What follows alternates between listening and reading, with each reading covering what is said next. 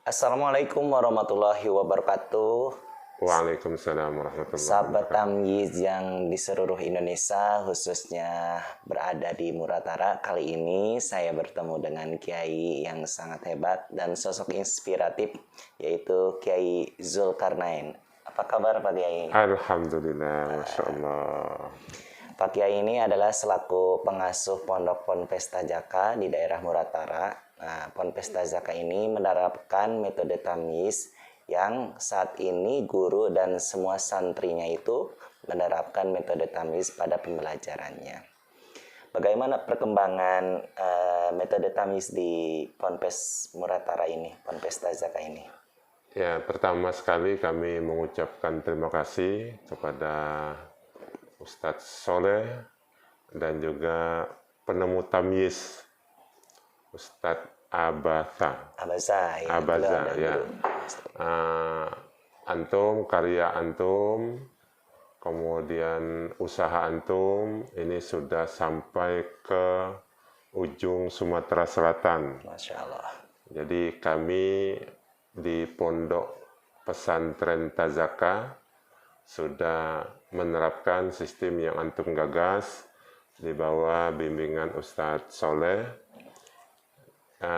Ini pertemuan yang kedua Ustadz Soleh kami menghadirkan beliau ke Pondok Pesantren Tazaka karena kami melihat Ustadz sistem tamyiz ini sesuai dengan motonya itu mudah dan asyik. Ya. Jadi untuk anak-anak pemula ini sangat tepat sekali karena belajarnya teori-teori yang berat itu diajarkan dengan lagu. Jadi yang selama ini dalam anggapan orang itu nahu sorob itu harus belajar sekian tahun di pesantren, kemudian harus ada ilmu-ilmu dasar, ilmu ini, ilmu itu, dan lain sebagainya, itu terfatahkan dengan metode tamyiz ini. Jadi bahkan yang tidak di pesantren pun itu bisa memahami nahu sorob. Gitu, sebelum ada metode tamyiz, bagaimana anak-anak untuk memahamkan mereka pada ilmuwan yang lainnya? Apakah merasa sulit atau bagaimana Pak Kiai? Nah, jadi setelah penerapan tamyiz ini pelajaran-pelajaran lain jadi mudah, terbantu karena di pondok ini kan banyak pelajaran yang memakai bahasa Arab. Iya, betul. Seperti mahfuzot, kemudian tajwid kami kelas 2 sudah pakai bahasa Arab. Akidah, kemudian nahu sorob itu sendiri, tarjamah, kemudian fikih. Jadi mereka sudah terbantukan untuk lebih memahami bahasa Arab, kaidah-kaidah bahasa Arab, dan itu lebih happy, Zat. Lebih happy.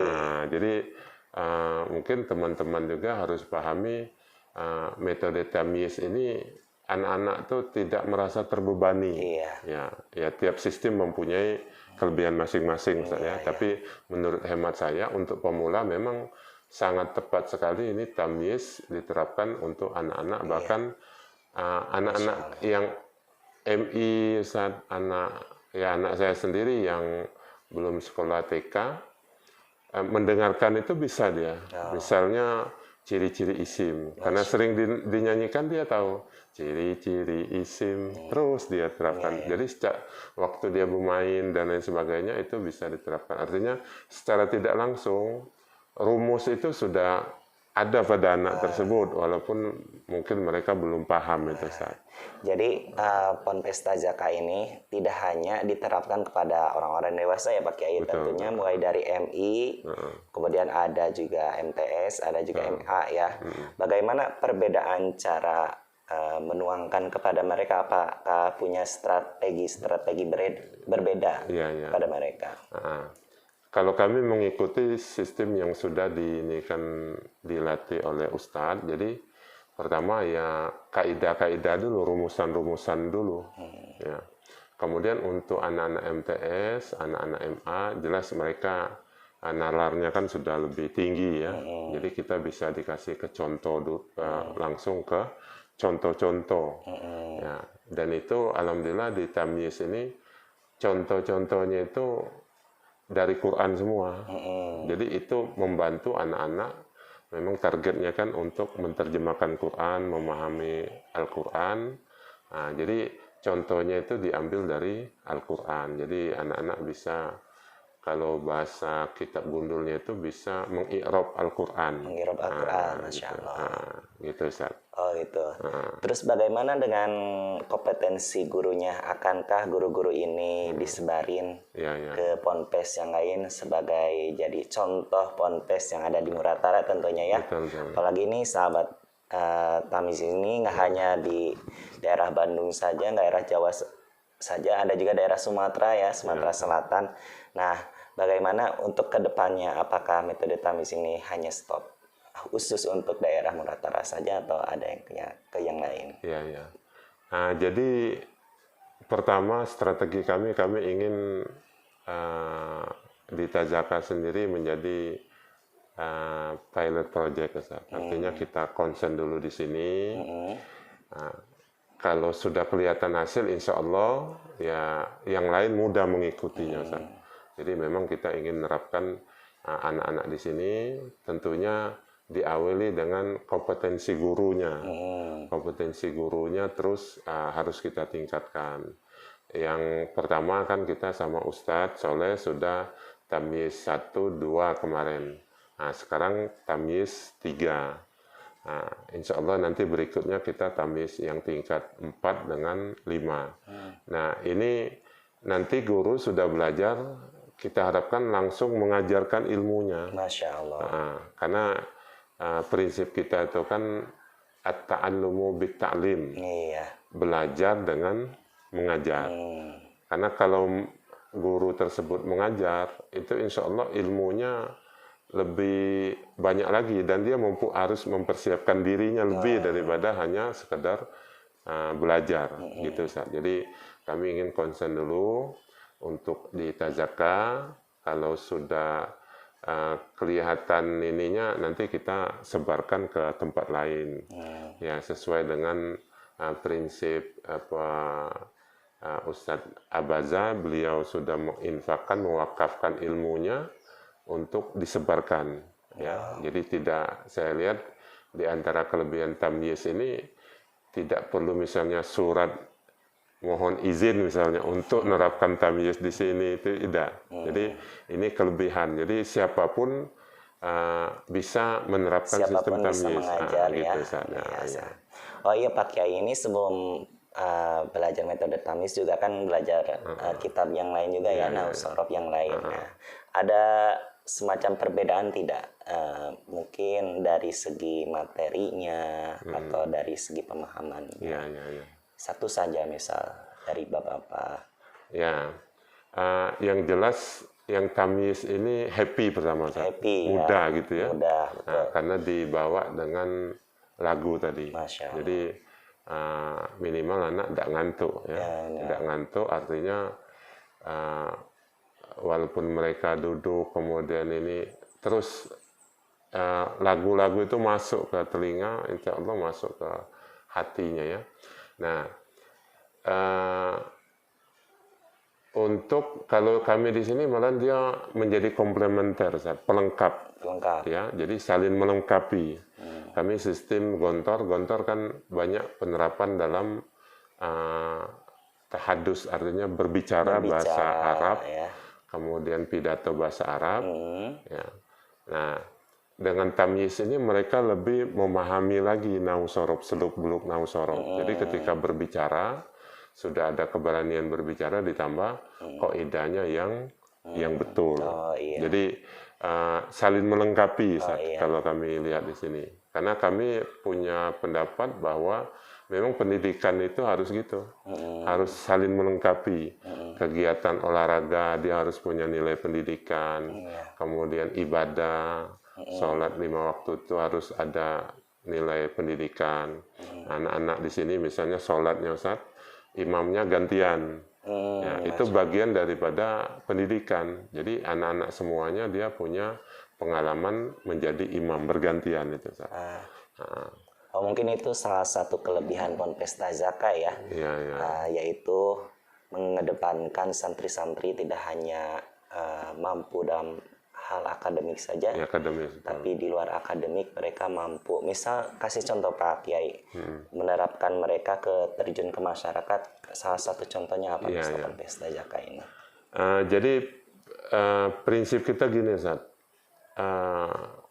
Head, heart, spirit. Masya Allah. Nah, jadi Apa tuh head head? itu kepalanya. Kepala. Nah, jadi wawasan ilmunya harus diisi Diisi sebanyak-banyaknya. ya. Masya Allah. Nah, tapi yang kedua heart, heart itu hatinya, Hati. ya keimanannya, Nah, ya iya. harus kuat, ibadahnya.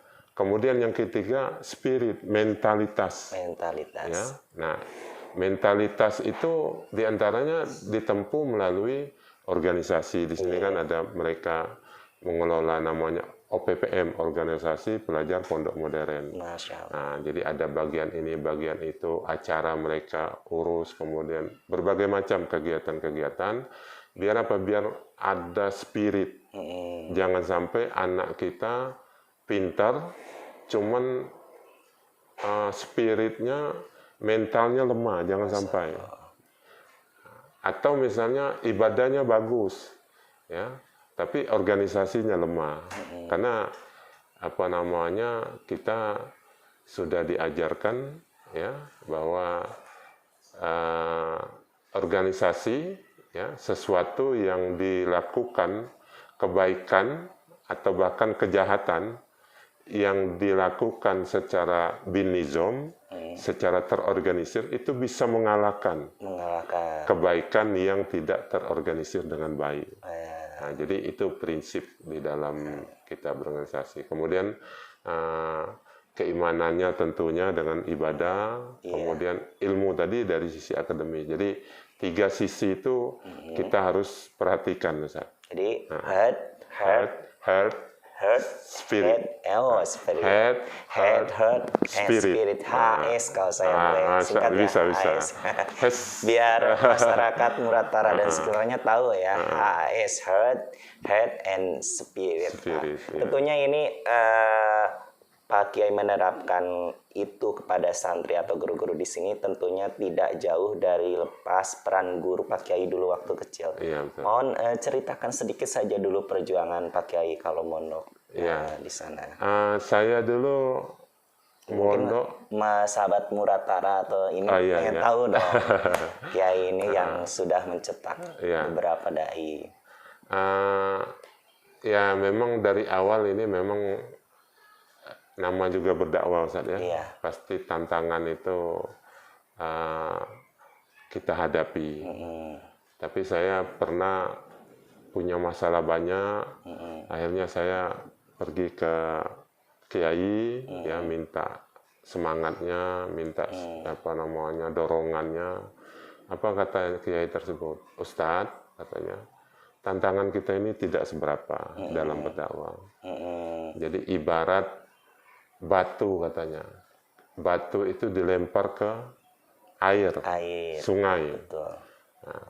Nah, itu kan ada menimbulkan ombak, Ustaz. Nah, ombak-ombak. Nah, yang dekat batu itu ombaknya lebih besar kan? Iya. Terus ngecil, habis. Nah, kita ini riak, tantangan dakwah kita ini yang paling ujung, Ustaz. Oh, Masya Allah. Tidak seperti Nabi, para sahabat, kemudian aulia ussolihin, kemudian para pejuang-pejuang dulu ya, kita tidak seberapa. Jadi memang awalnya, Ustaz, saya tantangannya memang berat. Cari santri, saya ke rumah dulu. Masya Allah. Dari rumah ke rumah cari santri. Ini guru nyari santri. Iya, santri. Biasanya santri nyari guru ya. Iya. Ini guru nyari santri, hebat kan. Dan juga tantangan kita dulu, masyarakat Sumatera ini kan belum familiar dengan pesantren. Iya, betul. Jadi kita punya memahamkan masyarakat, oh pesantren itu ini pesantren. Saya dulu olahraga kan, bulu tangkis masyarakat loh. kok ini pimpinan pondok kok olahraga gitu ya. Artinya mungkin dalam benak mereka itu kalau namanya pesantren itu sudah urusannya udah sholat itu aja kan. Iya. Padahal pesantren itu dia tujuan kita adalah kemasyarakatan. Artinya santri yang tamat sini siap terjun ke masyarakat. Nah, jadi saya lihat cara dakwah Pak Kiai itu untuk memahamkan tentang Islam itu harus berbaur dengan kesukaan mereka dulu mungkin ya. Betul. Kayak misal ada masyarakat sukanya olahraga, kita harus otomatis bisa olahraga ya. Iya, betul. Nah, nanti sedikit demi sedikit hatinya diketuk sama Masya Allah. Oh iya Pak Kiai, Pak Kiai kan menjadi spirit, menjadi kuat ini tentunya punya tantangan-tantangan atau masalah-masalah yang pernah dihadapi. Pak Kiai pernah mempunyai titik terendah, boleh ceritakan. Yang Pak Kiai pernah ada di titik terendah sekali, hingga bisa membuat stres. Dan bagaimana cara solusinya ini masyarakat pengen tahu nih. Kak Kiainya stres jadi. Ya, memang dalam ini saya pernah dulu Ustaz. Jadi saya ini difitnah Ustaz. Di dalam koran itu saya ini beli mobil pakai duit bantuan dari Bapak Bupati. Wah ini jadi ya kalau bagi saya itu sensitif sekali ya. Mungkin bagi yang lain, tapi bagi saya itu sampai saya itu susah tidur. Iya. Ada nama penyakitnya itu yang insomnia ya. Insomnia itu susah tidur karena malam tidur jam 2, jam 3 ya. Maksudnya mau marah, kemudian karena informasinya itu dari guru-guru kita yang sama-sama itu informasinya itu kan. Sudah akhirnya saya pada suatu malam saya sudah keliling cari obat apa itu kan.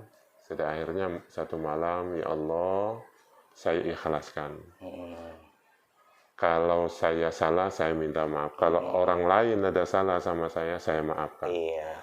Nah, itu dengan keikhlasan itu, beban itu hilang, Ustaz. Alhamdulillah.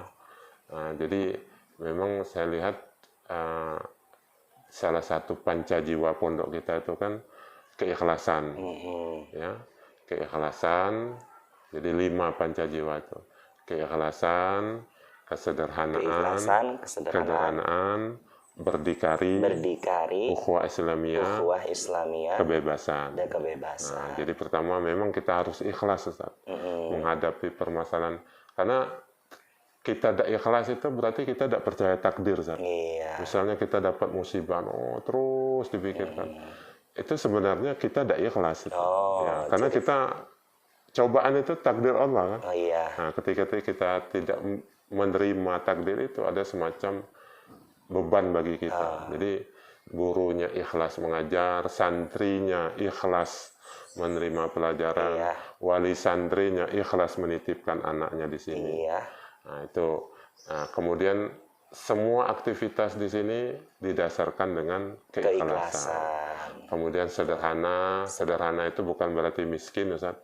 Tapi sederhana ya sesuai dengan kemampuan kita. Nah, karena kesederhanaan itu kekuatan ternyata. Orang kalau mau dilihat seperti lebih jadi beban kan. Nah, kemudian ukhuwah Islamiyah.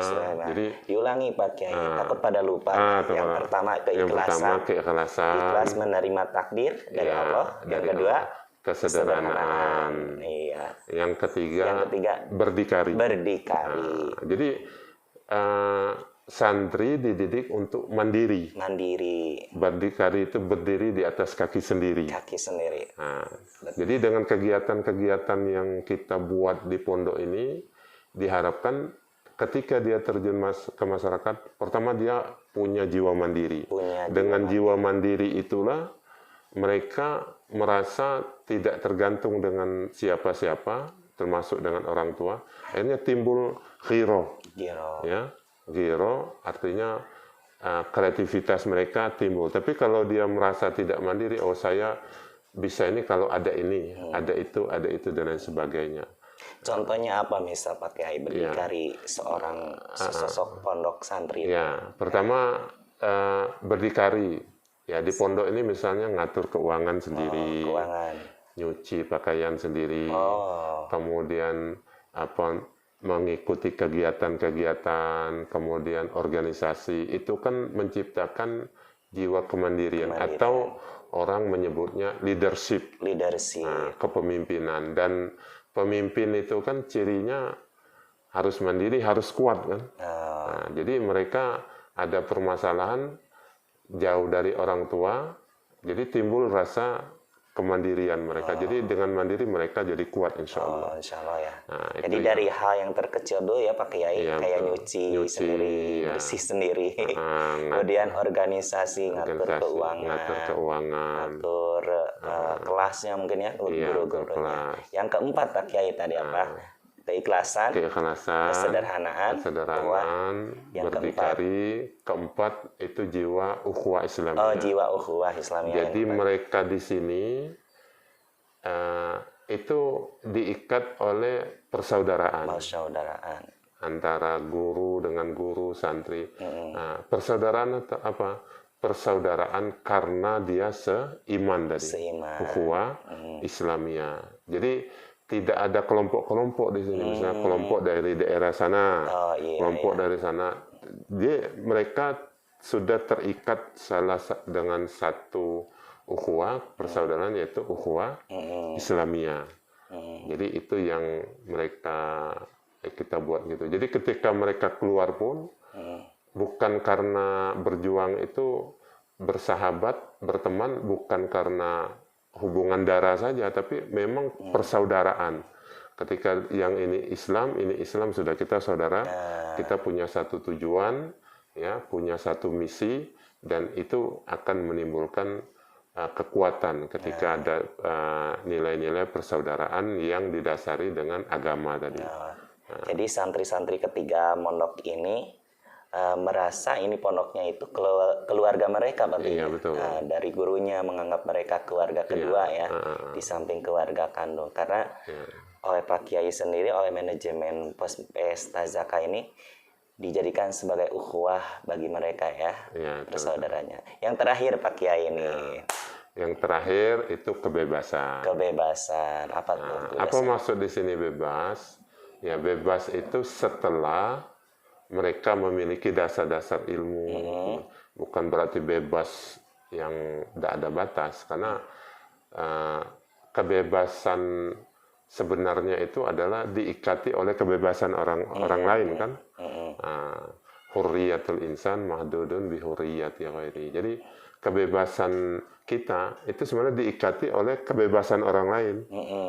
Nah, apa yang maksud di sini bebas? Nanti setelah mereka keluar, mereka tidak terikat dengan satu organisasi, satu paham, atau pondoknya juga bebas. Bahwa pondok ini tidak terikat dengan satu organisasi, tidak terikat oleh satu partai, tidak terikat oleh apa saja ya.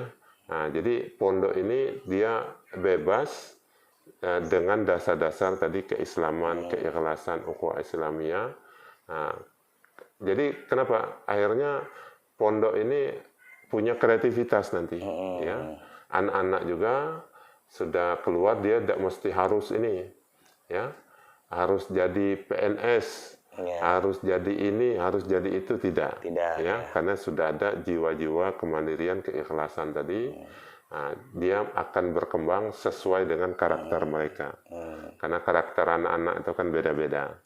Nah, bahkan yang satu anak saudara kandung aja beda-beda, apalagi yang berbeda. Jadi mereka kita bebaskan untuk memilih organisasi sudah di sini, kemudian memilih kalau dia mau di politik memilih partai, kemudian memilih organisasi dengan dasar-dasar tadi keilmuan, ya, kemudian keikhlasan tadi, ukhuwah Islamiyah, kemudian jiwa ilmu-ilmu yang mereka dapatkan di pesantren. Jadi bebas, tetapi tetap membawa nilai-nilai Islam. Iya, nilai Islam, ya. Supaya tetap kreativitasnya terus diasah ya, kemampuan anak. Iya, betul. Jadi diulangi, yang pertama tips dari Pak Kiai itu keikhlasan, ya, kesederhanaan, kesederhanaan, berdikari, berdikari, ukhuwah Islamiyah, dan yang terakhir adalah kebebasan. Ya, Masya Allah. Masya Allah. Pak Kiai terakhir nih, Ya, siap. mungkin ada orang yang belum bisa atau masih tanda kutip kalau memondokkan anaknya nih, Ya. kasih ujangan atau nasihat bagi yang mereka, aduh saya udah nggak mondok dulu, atau anak saya nggak dipondokin tapi tetap pengen membangun nilai-nilai Islami. Bagaimana nih solusinya bagi mereka yang di luar pondok sana kan? Ya, pertama bagi keluarganya yang belum ada dipondokkan, biasanya kan begitu kan. Kalau ada keluarganya yang sudah mondok, mungkin tidak berat kan. Nah, yang belum, pertama tadi ya ada filosofi titip namanya itu.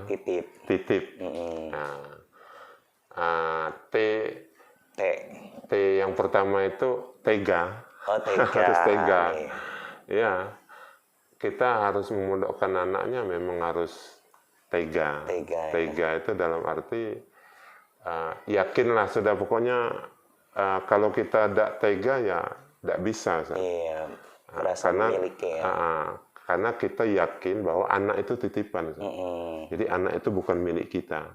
Anak itu titipan, jadi kita titipkan anak kita di pesantren, yakin bahwa pesantren itu bisa mendidik anak kita, bukan hanya waktu formal saja. Di pondok ini dididik bukan jam 7 sampai jam 12, bukan. Atau jam 7 sampai sore, full day school, tidak. Anak dididik di pondok itu 24 jam. Dari dia bangun tidur, berkegiatan, sholat, sampai tidur lagi.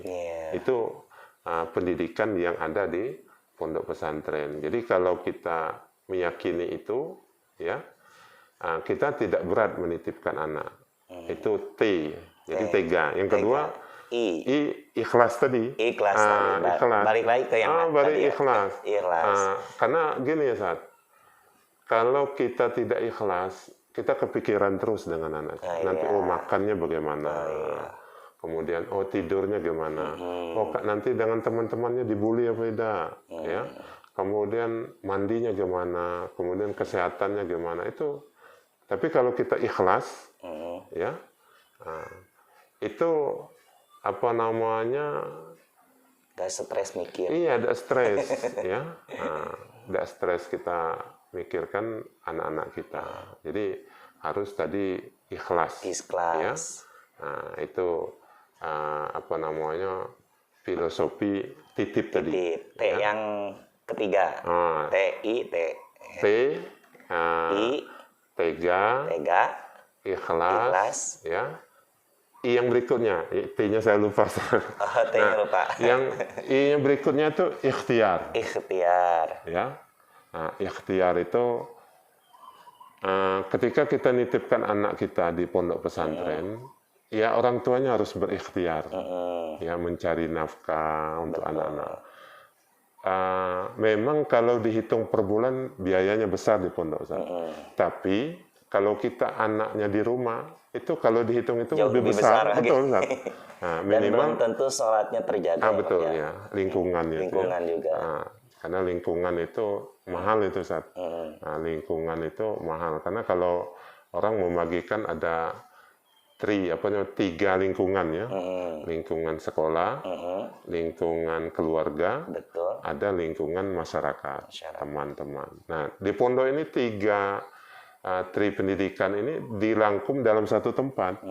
Ya, masyarakatnya, masyarakat pesantren, kemudian sekolahnya pesantren, kemudian keluarga teman-teman sama ustadz-ustadzanya. Jadi 3 lingkungan ini sudah aman untuk anak-anak kita. Karena kadang-kadang begini, Ustaz, di sekolahnya bagus anaknya, tapi di luar belum tentu. Nah, di keluarganya bagus. Kadang orang tua itu kan kaget, loh, anak saya kok baik kalau di rumah, tidak ada ini. Tapi ketika dia menemukan masalah anaknya di luar, baru dia kaget, ternyata di rumahnya bagus, di sekolah bagus, di masyarakatnya dengan teman-temannya kadang-kadang dia Dan kurang bagus. bisa merusak dirinya.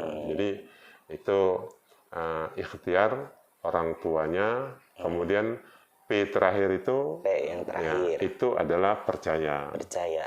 Jadi percayakan dengan ustadz, percayakan dengan pondok bahwa anak kita dididik. Karena kita kalau menerima informasi sepihak, ya nama juga anak-anak, Ustaz, ya.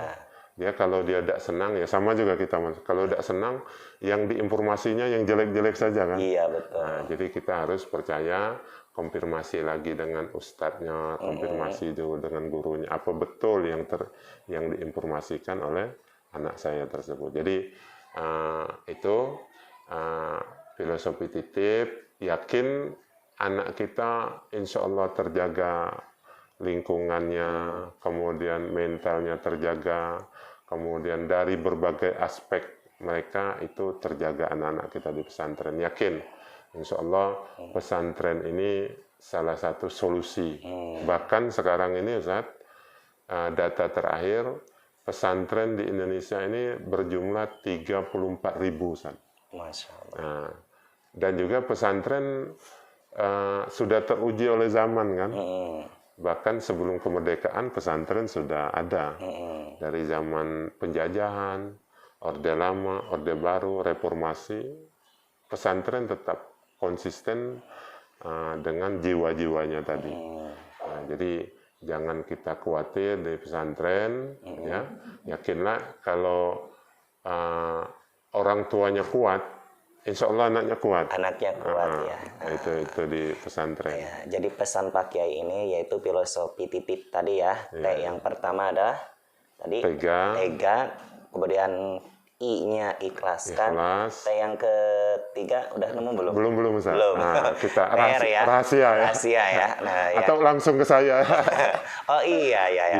Yang I-nya ikhtiar, P-nya percaya. Percaya. Nih bagi semua khususnya yang ada di Muratara, Sumatera Selatan. Oh, T-nya ketiga tawakal Ustaz. Oh, baru ketemu. Alhamdulillah. Katanya mau dirahasiakan. Oh iya rahasia. T yang ketiga. Kalau tadi rahasia sekarang udah rahasia umum lah Ustaz.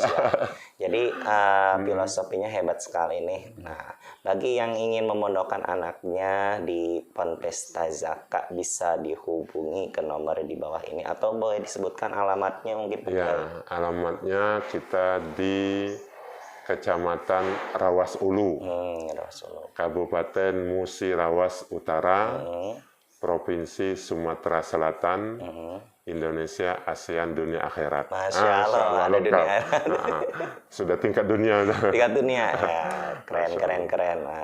Nah, gitu sahabat Tamis, itulah Q&A. Biasanya saya posting materi tentang Tamis, tapi kali ini sengaja saya munculkan sosok beliau yang menerapkan metode Tamis di Ponpes Tazaka. Karena kenapa? Ini menarik sekali, mulai dari perjuangan beliau, mengasuh anaknya, kemudian mendirikan pesantren, kemudian menerapkan pembelajaran itu benar-benar terstruktur dan tentunya ini dalam naungan ikhtiar kepada Allah Subhanahu Wa Taala, tentunya dengan dia tetap bereksistensi dalam membangun dan memperkembangkan ponpes yang beliau bangun tentunya. Ya, saya izin pamit Soleh Mansur dari Tamis Bandung Channel. Oh iya, channelnya Tamis Bandung Channel ya. Kalau saya Zulkarnain. Zulkarnain. Nanti ada. Nanti ada Zulkarnain. Jangan lupa share, like, and subscribe supaya channel dakwah ini bisa bermanfaat. Tentunya bisa membangun masyarakat menjadi lebih agamis, lebih mandiri, dan lebih berintelek.